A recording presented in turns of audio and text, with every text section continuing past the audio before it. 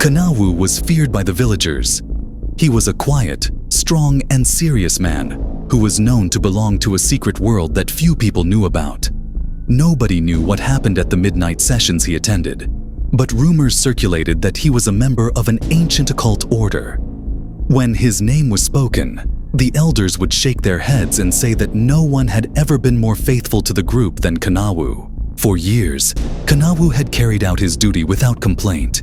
He was familiar with the rites, rules, and roads that no regular individual would dare to explore. His existence was cloaked in mystery and secrecy, and he was determined to keep it that way. Kanawu was walking down the tiny road behind the village one night when he came upon a woman he had never seen before. She was going slowly, her long flowing gown swaying in the night breeze.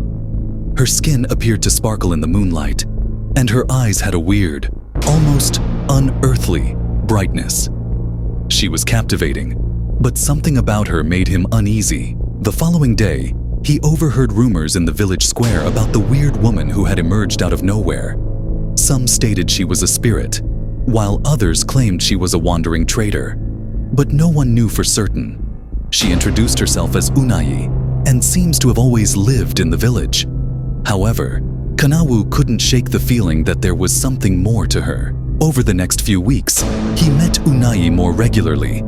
Each time she gave him a faint, knowing smile, his heart raced a bit quicker. He tried to ignore her, dismissing their interactions as coincidences. But the more he tried, the more he felt drawn to her, his mind racing with questions about who she was and what she wanted. His fellow occultists began to notice his distraction. They warned him about the perils of deviating from his course. However, despite his training, Kanawu found himself weakening, his loyalty eroding. He was no longer the strong, unwavering guy he had previously been. One evening, unable to control his curiosity, he decided to follow her. She wandered far beyond the village's borders, deep into the forest. Kanawu remained concealed amid the trees, watching as she knelt by a brook and whispered words he couldn't understand. His thoughts raced. Was she a witch? Another member of a different secretive organization? Perhaps she was there to test his commitment. Days stretched into weeks, and he continued to follow her, trying to learn her secret. But as he observed, he realized she was just like everyone else. She took water from the river, collected herbs, and spoke politely to the villagers. Nonetheless, her eyes would always find him, locking onto him with an intensity that made him forget all logic. Kanawu eventually began to approach her. Their chats were brief and courteous, but he was pulled to her warmth and generosity. Slowly, he began to open up, discussing details of his life that he had never discussed before. Unayi listened with genuine curiosity, and in her presence he felt a sense of calm he had never experienced before. One night, he admitted the truth. He informed her about the group he belonged to, the powers he had seen, and the pledges he had made. He expected her to back away, to dread him, but she gazed at him with loving compassion. "What are you willing to sacrifice for peace, Kanawu?"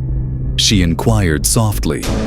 He knew his answer without hesitation, yet the weight of her inquiry hovered between them. If it meant being free with her, he was prepared to sacrifice everything, including his prestige, power, and group devotion.